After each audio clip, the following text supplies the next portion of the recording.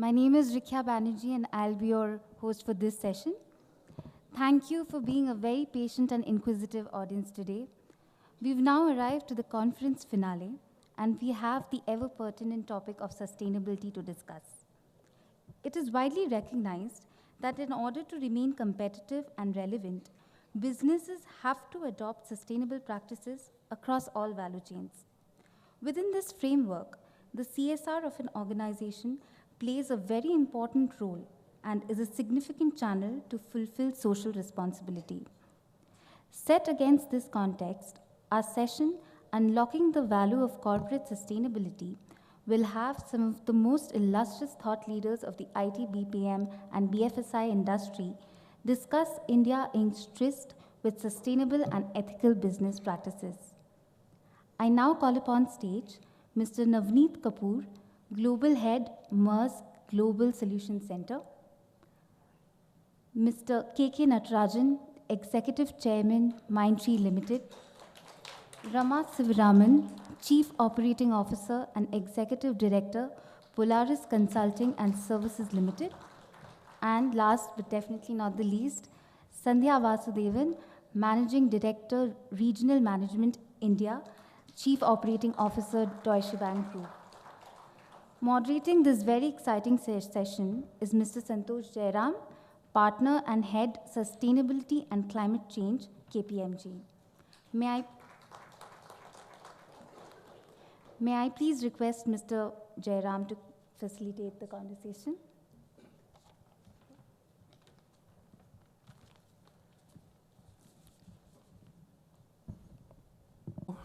And first of all, thanks to Nasscom for calling me to moderate this particular session, and it is a wonderful panel you have arranged over here. And they all say that you keep the best to the last. And if some of your friends have missed this session, you should tell them that. Okay, the topic which is given in terms of unlocking the value of corporate sustainability is quite interesting, because in terms of the value creation, when you look into it, the value creation in the past has been a function of economics of industrial scale and mass productions, efficiencies. These were some of the things which were associated with value creation. But today, when you look into value creation, it is based on economics of creativity. It is value through your products and services. It is not just the value for the institution, but also value for the stakeholders as such. And we are moving into that kind of an area. And when it comes to sustainability, we also have a global code of conduct, or what I can call as a global language, which is in the form of sustainable developmental goals, which is set out over there. So it's more like a magnet, which when you put a whole lot of nails into the table, they align in different directions, but you bring the magnet on top, they just align together. And I think SDG is more like that magnet, which kind of aligns all the things happening around to make this place a better place to live. And when we talk about the SDGs, this is for the first time, I mean, compared to the predecessor, which is the Millennium Development Goals, this is the first time the UN has kind of explicitly called out for the business to be a partner in achieving these SDGs. So that's something which is worth mentioning, because business is a critical player. And I was just reading yesterday an update of a statistics which came some years back. Of the top 100 economies, now 69 of them are businesses. Earlier it was about 51, but now it is about 69 is businesses. So a key player in taking the world in terms of where it has to go. So you can't kind of avoid the businesses from there.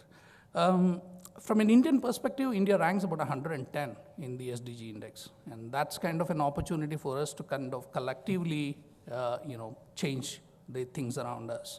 And last year, there was a publication called the Better World, Better Business, or is it the other way, Better Business or Better World? But in that publication, it really calls that if India has to achieve these SDGs, in the process of achieving these SDGs, we would be creating closely about 73 million jobs. And if we are achieving it, that is going to open up almost about a $1 trillion business. And so I would say that this is not just about the CSR in the term, the law has kind of curtailed the CSR, but if you really look into it, it is kind of a more inclusive business strategy. and how we go about it. And so today we have, I won't take much of time, I'm not a speaker, I'm supposed to moderate, so let me go to that. Today we have a great panel here, and what we have decided is each one of them is going to pick up on a kind of a different area which they want to speak about, and then we would be eager to have a conversation with all of you in terms of any questions or something. So Rama is going to talk about a kind of a transition in terms of a organization which is going through a transition, and also a strategy where how, at one time they were looking into the scale and now they are looking into the depth. So that's something which she is going to talk about. Our second speaker would be Navneet, and he would be talking about, it's quite interesting because he represents Maersk, and when it comes to global emissions and the growth of the economy, people think that it's more attached. As you grow more, the emissions has to grow more, but how do you decouple it as an organization? What kind of strategies they are trying to do that even if they are growing, the emissions does not so how do you decouple that? And Sandhya would be talking about how the overall external environment is creating a kind of a risk for the organization on a long-term perspective, and how do you overcome those kind of risks. And of course, KK would be talking about the notion of triple bottom line. He would be questioning in terms of the role of the corporate and the role of the stakeholders as well. So without much, let me call the first speaker onto the stage. Rama, can you please come? I actually come from an organization which has been working on the traditional CSR initiatives maybe from 2002 onwards, when there was no mandate on, the spend. Now, what we started out as, an education, school education awareness program, and, leadership at 9 standard, 10 standard levels, we looked more at the numbers that we touched, right? So from 2002 to almost 2015, the path was around a scale and how many people we touched. And yes, I think we have left a mark, because several of these people are today executives in organizations, and it's nice to see that, they've done very well. But somewhere along the line in 2015-16, we did have an acquisition, and therefore we went back to the drawing board to see what we would like to do with the CSR fund. And it's interesting that from a scale or a breadth, we've moved to the other dimension, which is depth. And in terms of depth, we're also focusing on environment initiatives. And if you see what we're currently focusing on, I think it's more towards sustainable growth. Like, we have a carbon zero challenge competition that we have launched along with IIT Madras. And what we're doing in that is, we sort of looked at ideas in, say, urban housing, agriculture, waste and water management, right? A very different kind of area from where we were in education. And we launched this competition, and we actually got about several colleges from South India participating, Karnataka inclusive. And we had about 600 ideas coming in. And over a period of 5 months, we've managed to review them and, sort of get them to 26 in number. And currently, the prototypes that we have from across all these fields that I mentioned, we are looking at actually taking them, through mentorship, formal, programs, connecting them to experts across the world, because they are in different areas that I mentioned on, from agriculture to urban housing to waste management. So these ideas are in the process of getting converted into prototype, and in February we are actually going to have what we call the demo day. Now the idea is that from these demos we would be able to actually take a few of them to incubation stage and actually help them start up. Now what depth means is that we have staying power, so that these ideas finally see the light of the day and they are able to generate employment and also, focus on renewable energy and these kind of areas. So I think what we've learned in this journey is that there is one dimension which is, the breadth and scale, which is more immediate in nature. The results are more immediate.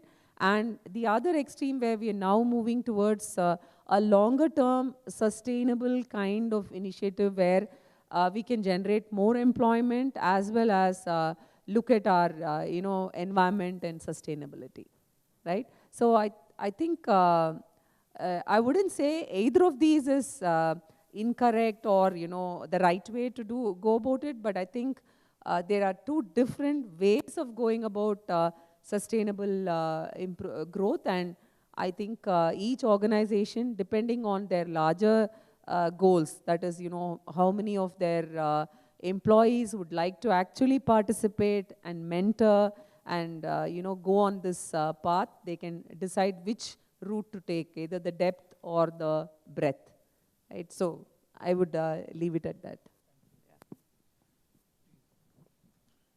Thanks, Rama. So I'll just start by reiterating perhaps what you may have heard through the day, that economic value generation and societal value generation, I think the lines are beginning to blur, and the agendas are getting more converged, which is a great thing. I think more and more companies are realizing that it focus on sustainability just makes good business sense. Of course, there are enough, we do come across examples where that is not the case, but I think for the most part, at least I see a change happening around us. And the word sustainability, I think, means a lot different things to different people. So I want to touch upon a couple of real life examples from my experience and see if that resonates with this group and leads to a discussion. So talk about two examples, as I said, one from my previous employment with a company called Target, which is a large US retailer. And there, one of the core agendas or values was to give 5% of pre-tax income to the communities. And that was from the inception of the company, so it wasn't something that came later. It was just part of the core agenda or ethos of the company. And it started with that, but it just made a great business sense, and it created a tremendous brand value for the company. And it allowed the company to get access to market and real estate where, for example, it was harder for Walmart to get into. Of course, it meant great things for the communities because the focus was on using this 5% of the income on education, on well-being, in engaging. So it was really a very nice symbiotic relationship that came out of it. And because it was done with the purity of heart or goodness of heart, I think it was just a very natural extension for us when we started Target here in India. And we saw great value out of it, even though we didn't have retail stores in India. It allowed our team members in the company here to feel a lot more engaged with the company. It allowed us to find joy in our work outside of what we did in the office every day. And I just want to leave that out, that's a very, very important aspect around sustainable engagement. And that doesn't require laws to come into place, even though the 2% mandate is a great thing, I think, for this country. And it's within our control to make that happen. So again, I'm guessing many of you in this room are already engaged with that. I'll talk about a totally different industry, which is shipping and logistics, which I represent with my current job today. And there, it's a very different world. And of course, CSR and community engagement is important. And in India, we're working with, for example, trucksmen who help us transport across the country, or fishermen who live around the ports we work with and helping their families. But there's a whole different aspect of sustainable engagement, and it's tied to regulations. It's tied to things like CO2 and SOx emissions. How do we recycle old ships, which is a huge challenge. How do we look after employee safety, labor laws around the world, things like that. And again, in this industry, while there's a lot of focus to come out with reports and audits and engage very deeply with other industry partners, we see that it makes a lot of business sense for us to focus on it irrespective of regulations. Because if we don't do that, sooner or later it comes to bite you. And so it's just smart business sense to think about it. So for example, as I mentioned, recycling of ships, and these are massive ships that travel all over the world, is a huge challenge. And we leverage India and the Shriram yards here to dismantle and recycle some of these ships in a very sustainable manner. And we make sure that the employees who are working there are trained appropriately in the right recycling practices. We pay them the right money and things like that. So if this wasn't the case, many companies have in the past, for example, used unclaimed beaches around the world to dismantle. So it's an example of what needs to be done and can be done and makes good business sense. We talked earlier about seeing how we can decouple the growth in CO2 emissions from growth in business, and it's not an easy thing to do alone. So, the international maritime organizations come up with some guidance about that, but we're working with our individual customers, so companies like Huawei, to make sure that we target CO2 reduction for each of our customers, partnering very closely with them on routes and things like that. So I share these two examples because they're at the two ends of the spectrum, but both, I think, tie back to good business sense. When we do these things, it creates a right momentum within the company amongst the employees, and I think it's just good for the society around us. So I leave it at that, and we'll come back with questions later. I come from the banking sector, so we do have a fair amount of money which we invest in the CSR side of things. So when I first got that responsibility, I was highly excited. I thought I'll be able to work with a lot of NGOs, look at different solutions, and I thought that most of my focus would be there. But I work for a bank. And when you work for a bank, you look at the whole decision-making around partnerships in a very, very different way. So, and I'll probably share two stories. One is the amount of investment was very small. With Kapoor, we built a little, there was a rescue elephant. It was given to a village. A small swimming pool was built for that elephant. But actually, it was drinking water for the village. Wastewater went into that swimming pool. And every month, you took the sludge out of that swimming pool, it went into the fields. So if you look at that, you automatically respond and say, oh, it's so nice. That old elephant gets a lease of life, and there are people taking care of it. The other end of the spectrum was when we started the journey, we were engaged with a lot of NGOs, more on how do we do volunteering, do work with them in a small way, but with a lot of staff engagement. But with the money coming in, you had to do a lot of investment. So you started looking at it almost like an investment portfolio. And how do you then invest in which kind of NGOs, and how do you know whether it's safe or not? Tomorrow, will my name be in the papers because something went wrong as a result of that investment? It's no different from a bank.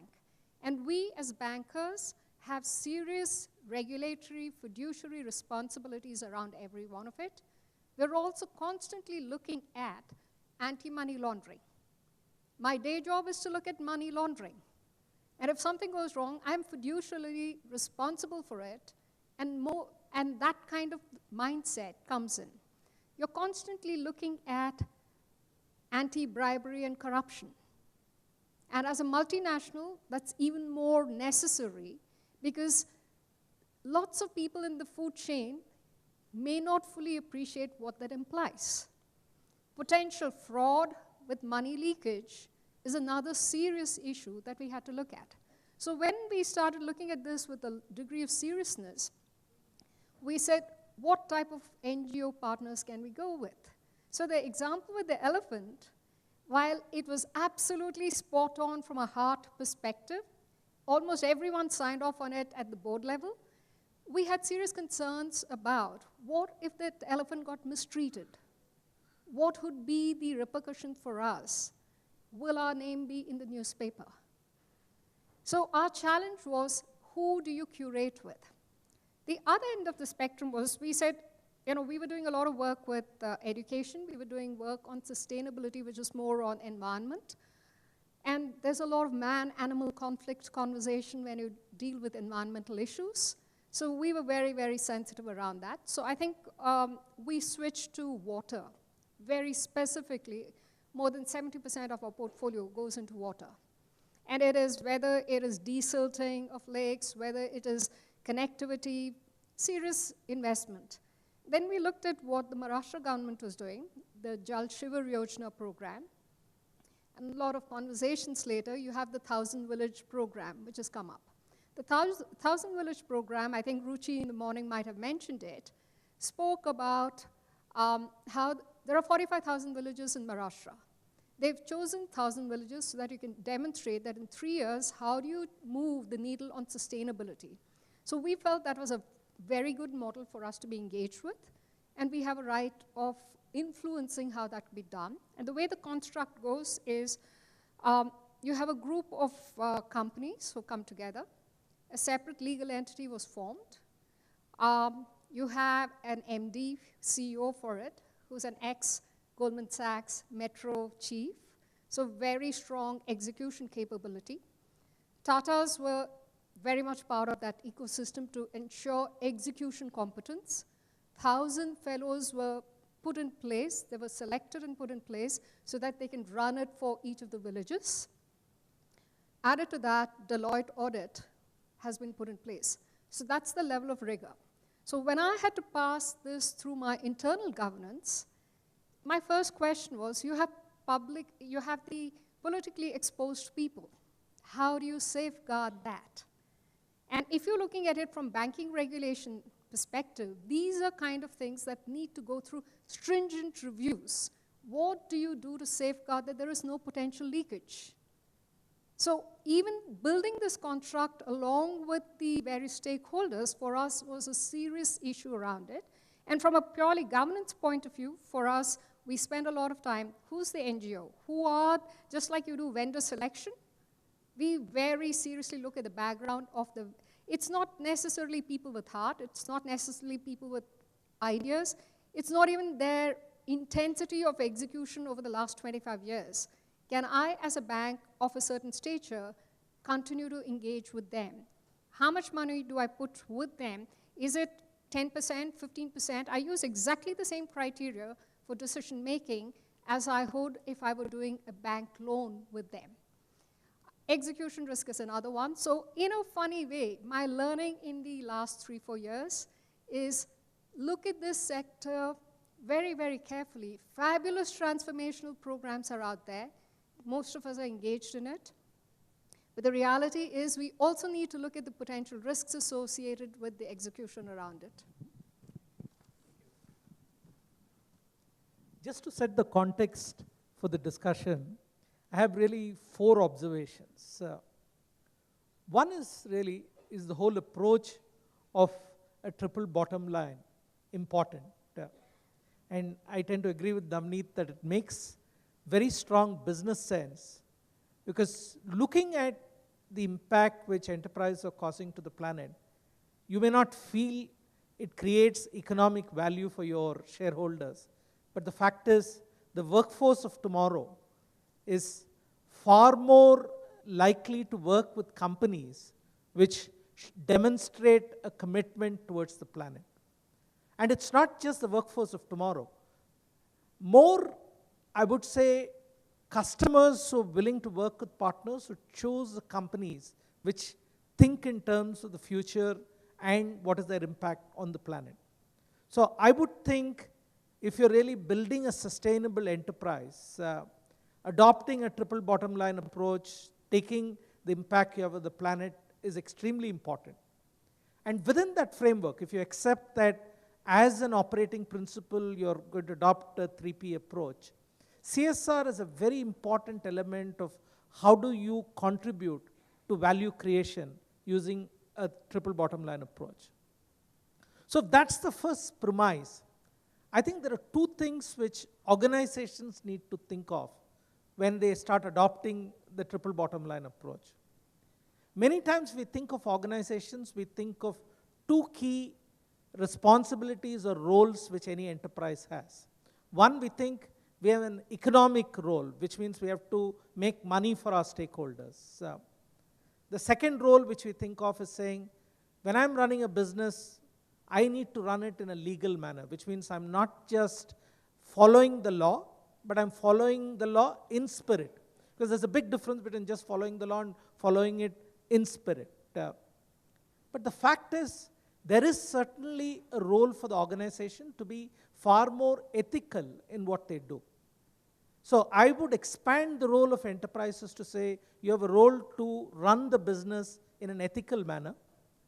The fourth aspect, which at Mindtree we believe is extremely important, is the philanthropy focus of the organization.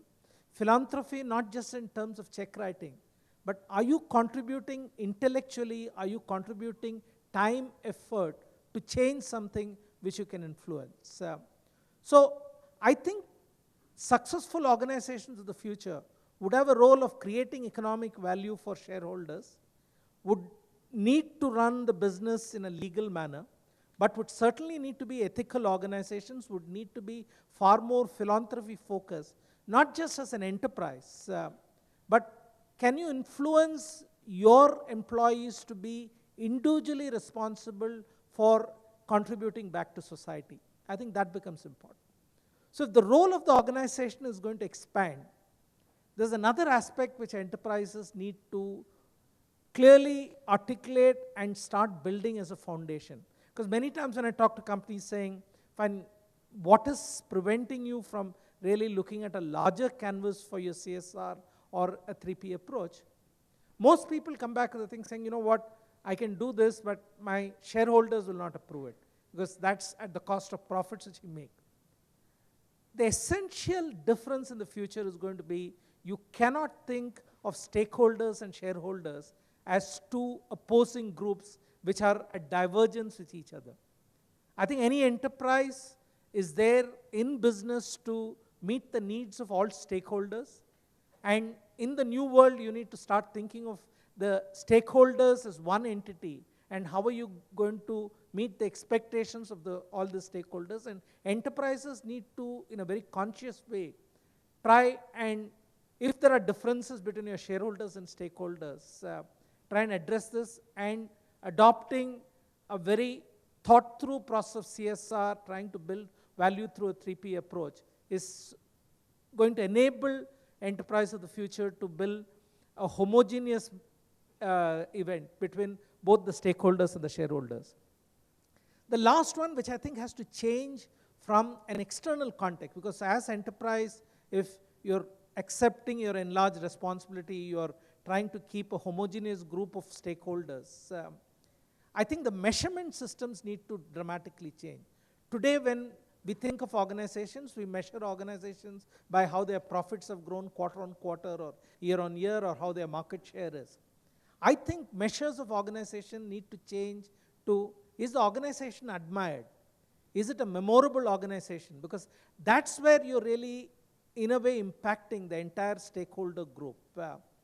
And this is something which, at least at our level, we're trying to influence analysts to think about different measures of companies, not necessarily in terms of profit and growth, but are companies being memorable? Are they admired companies where people really want to associate with that companies? And public markets really have to start, in a way, influencing this, because ultimately, if markets are going to determine company value by earnings per share, then I think every organization will be driven by a 90-day sort of rhythm of saying, how am I delivering better APS?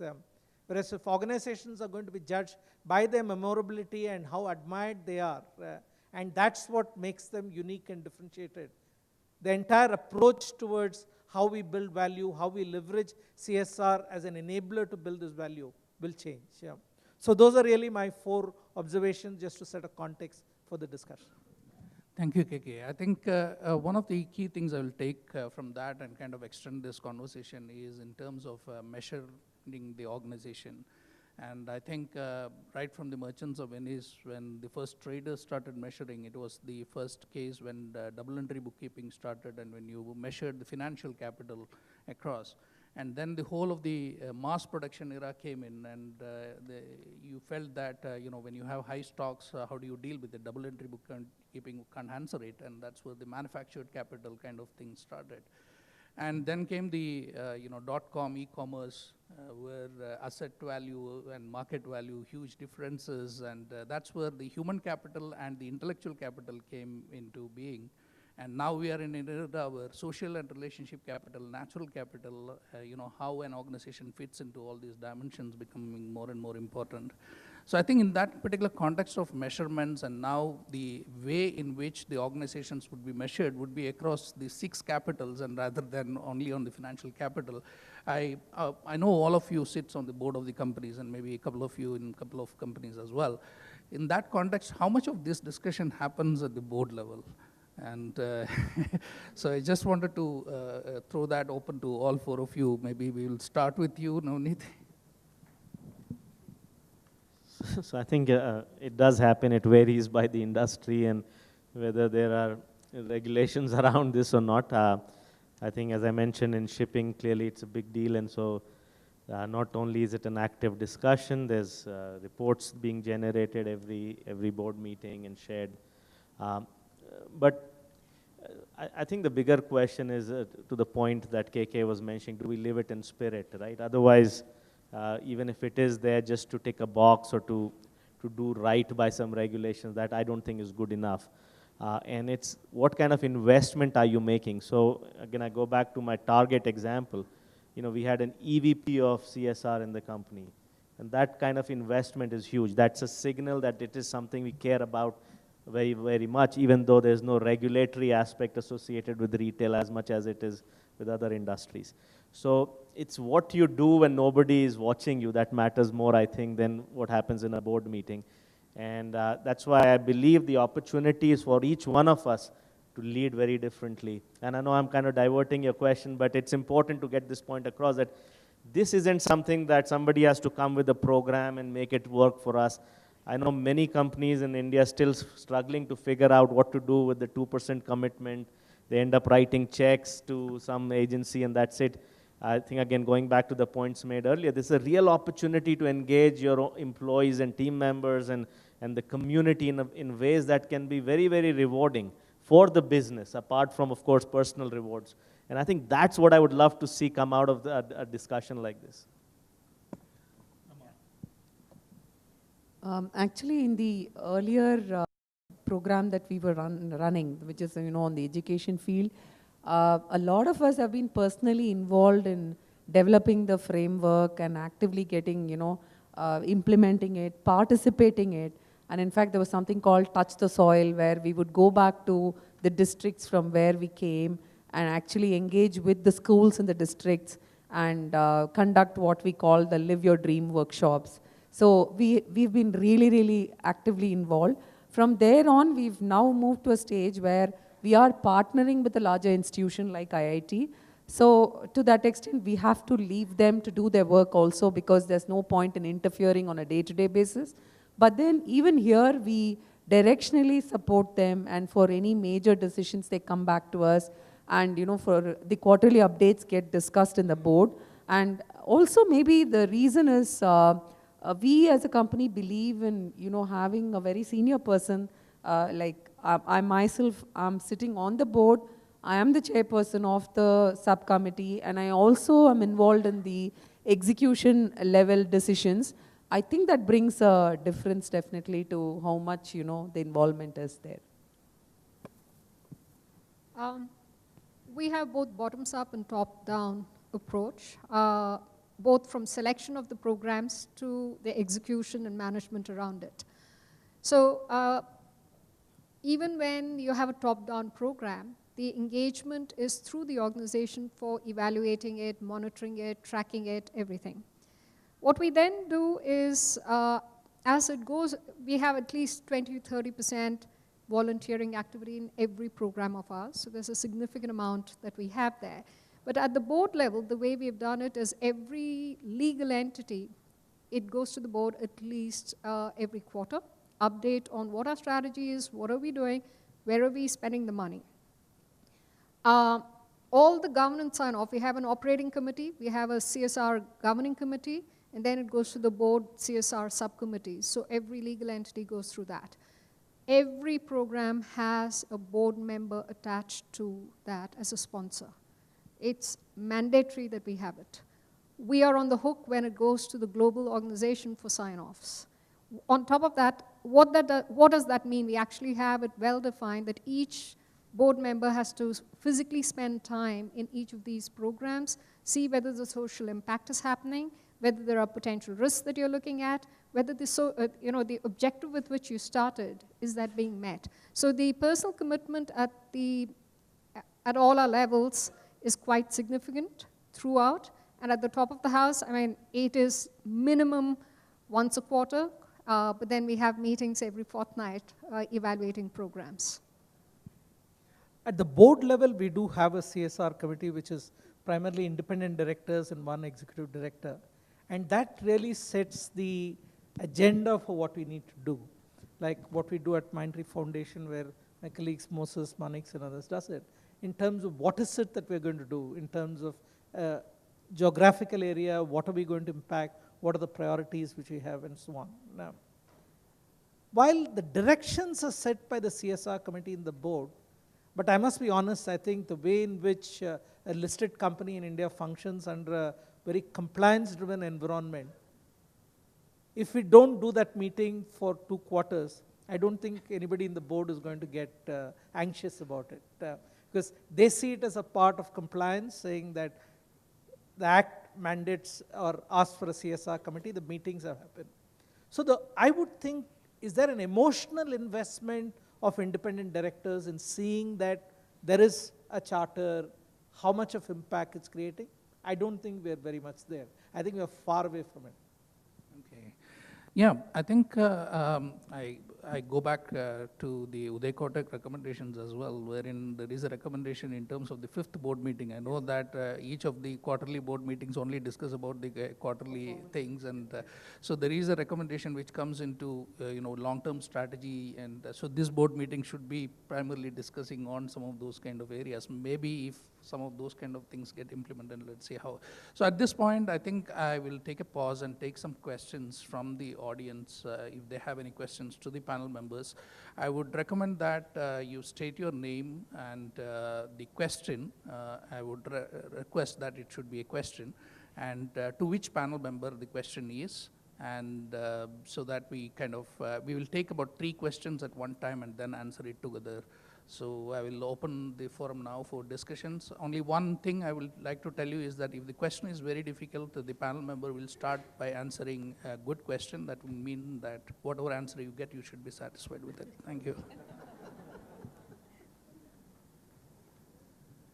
Any questions? Hi, my name is Vinay Shinde, and I'm an IT man, and now I'm into social entrepreneurship. Can you be a little louder, please? Yeah, my name is Vinay Shinde. I was into IT for 20 years. So last 3 years, I'm into social entrepreneurship journey. So since the topic of the discussion is environment sustainability, right? So the role of the CSR from a board to the leads to the outreach program. Just a question to all the panel. So environment sustainability, it's more of a social responsibility. Is there anything which you're trying to really build the awareness among the entire organizations by way of various conducting awareness program? So it is environment awareness is not that just help the poor people. Is there anything which really bringing that cultural change within the organizations? Yeah. Take that. We'll take a couple of more questions. Yes.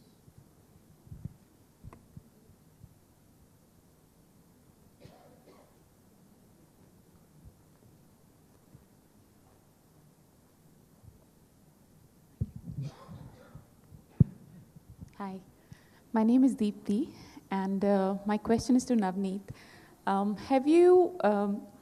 have you taken up any, or could you give us examples of any supply chain innovations that you've taken up in the course of business, either at Target or at Maersk, which have led to sustainable CSR or sustainable as part of sustainable CSR practices? Thank you. Anybody else?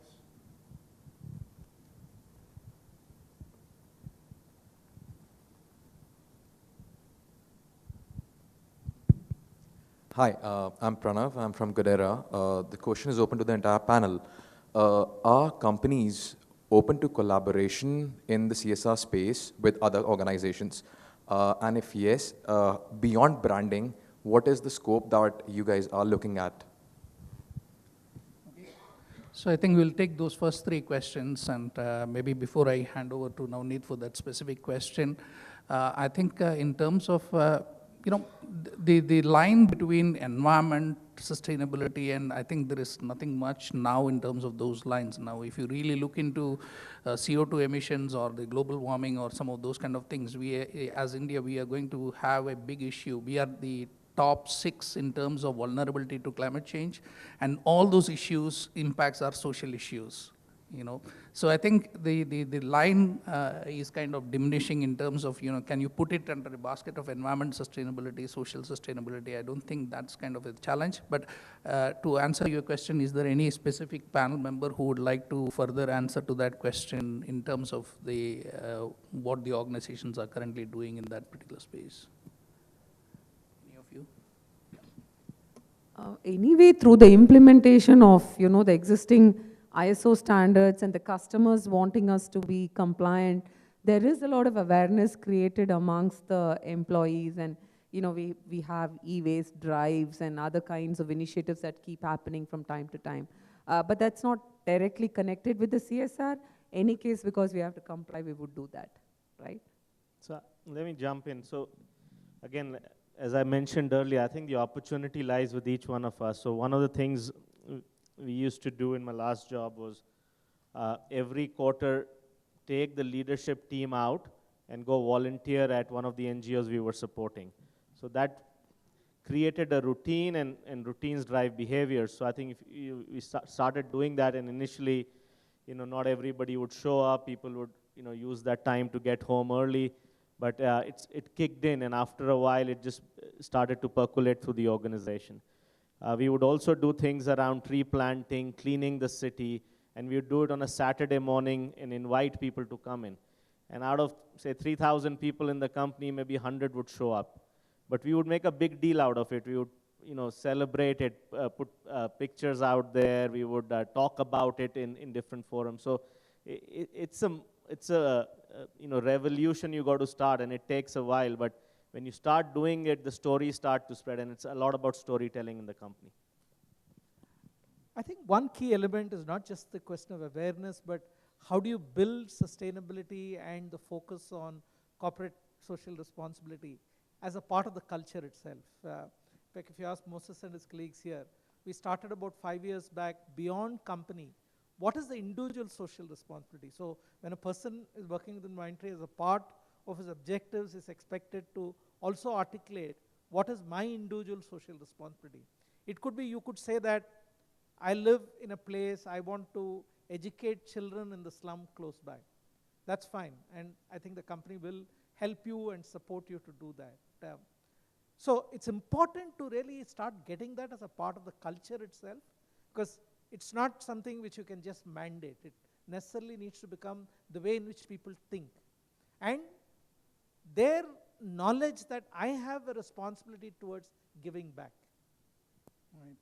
Thank you. I think you can take the second question, which was specific in terms of any example in terms of supply chain innovation. Yeah, so I had shared a couple while I was talking earlier, but maybe I'll add a couple more examples. So one is around remote container management. So we ship a couple of million containers around the world. Maersk handles 20% of the world trade. And many of them are what are called refrigerated containers that can go, that contain stuff that can, if it goes bad, it has to be dumped, creates a lot of waste. So 5 years ago, we embarked on a journey to put a chip in each one of our containers, and it took us 3 years to do that, given that you can't stop the business to do that.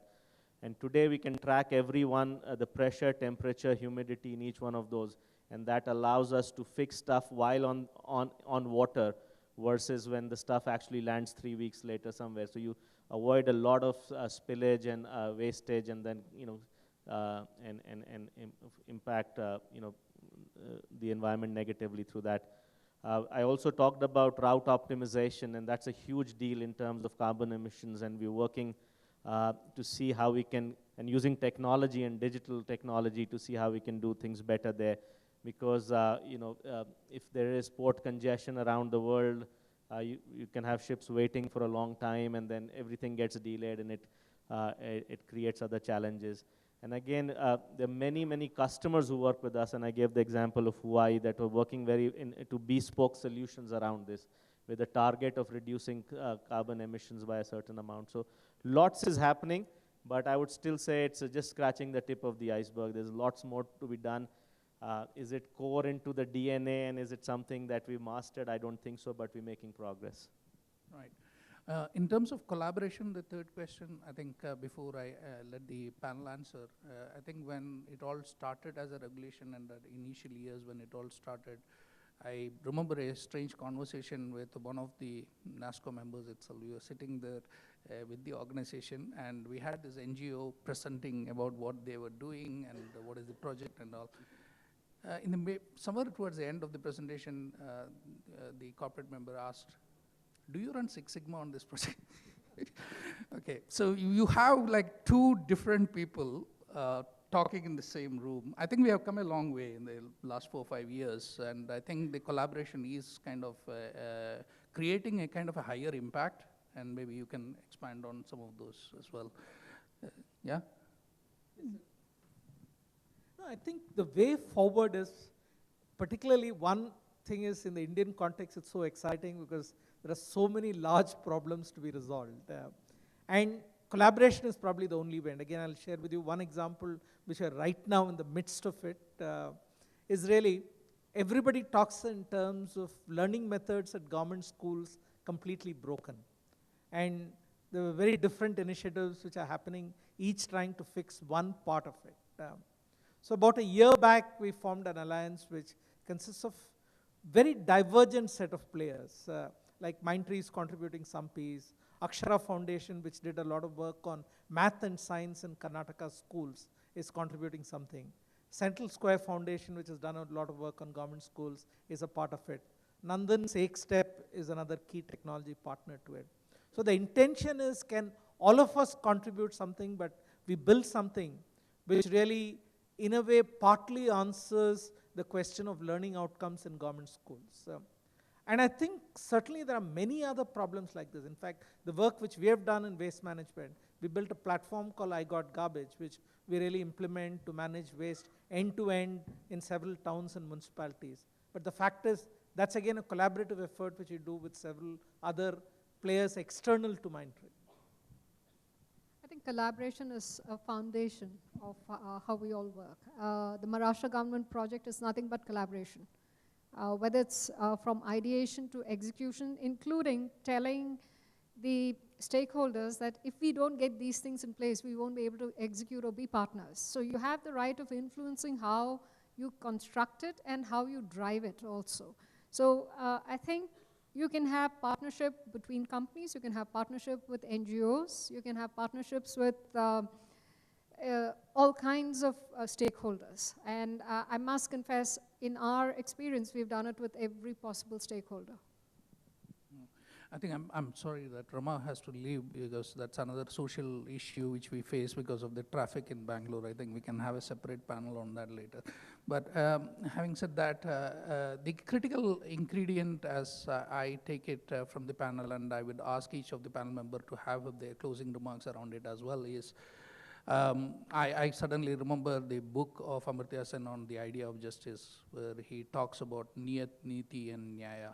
And niyat is the intention, and he talks about that the intention has to be very clear. That's kind of the starting point, and Then comes the niti. It can be the regulations, it can be the standards, it can be the collaborations, all those kind of things come together. The niyat and the niti, if both come together, only then you can deliver justice, the nyaya to the society.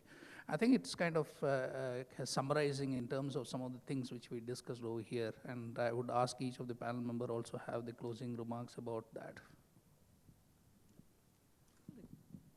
Now, I'd just in closing like to end saying, organizations have a stewardship role towards societies. And that essentially means top management has to then walk the talk. I think they have to articulate what they stand for in the context of giving back to societies, walk the talk, and really encourage a larger number of people to really adopt it. In fact, my colleague Moses here has been running for the last 15 years a small little thing called Technologies for Social Action. So every Saturday, we just get engaged people to come and do or give back to society in any way which they think is relevant. But unless there is a very stated position of the top management and the organization being committed to it, I think followership will still be very patchy.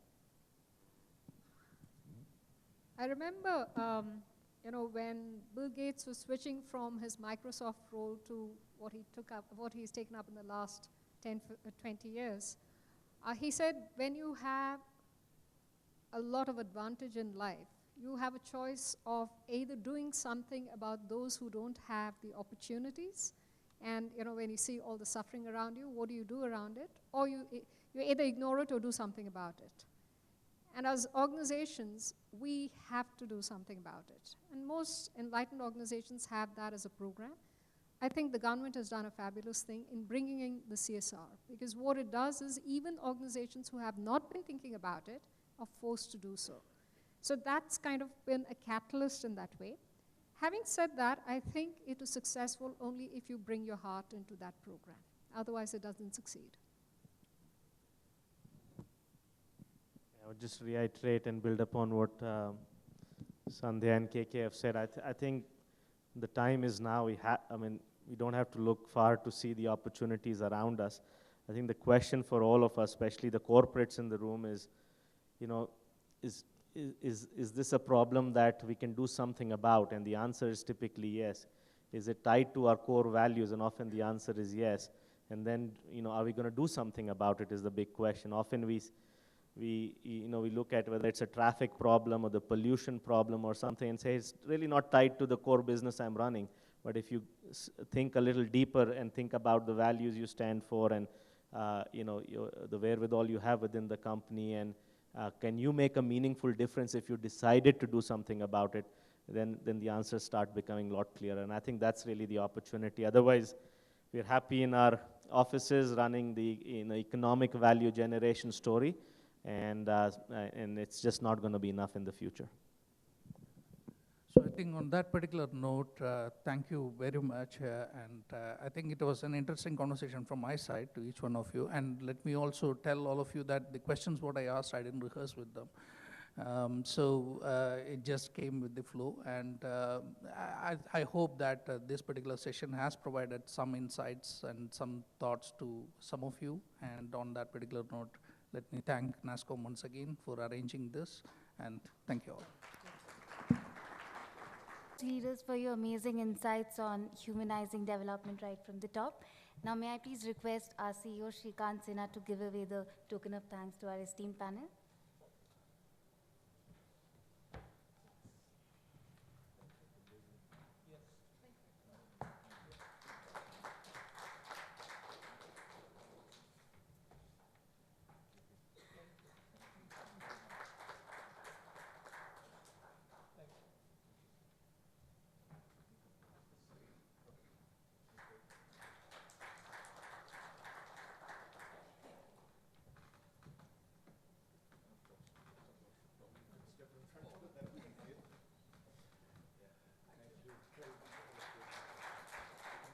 And one group photo, please.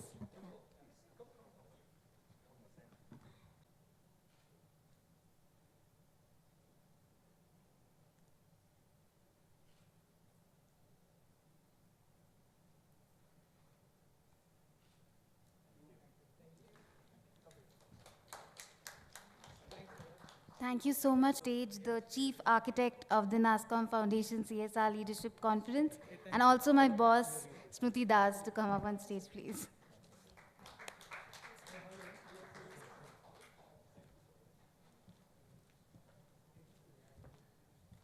Yes. Thank you, Rikya. Among all the things I do at Nasscom Foundation, I think it is being Rikya's boss that keeps me the busiest. So Mahatma Gandhi once said, "The future depends on what you do today." Well, based on what we all did today, I think we are quite all right. It has been a day of many insights, and I'm sure, like me, you have been taking copious notes. Thank you to our speakers for being here and contributing to such insightful discussions. And a big thank you to the audience for being so engaged and patient. We would love to hear from you. Please do send us your feedback. A big thanks to our sign language interpreters for making our event inclusive. You really, really inspire us with your hard work. A big round of applause. Thank you so much. The event would not have been possible without the support of Platinum sponsors Accenture, Silver sponsor Society General, and session partner Sattva. The event was supported by Times Network. A big thanks to all of you. A very, very big thanks also to the Nasscom Bangalore team for being here and helping us run this event flawlessly. And as always, the team of Nasscom Foundation. You're all awesome. Thank you for all your support. With that, we close the conference. Thank you for being here and see you all next year. Thank you so much.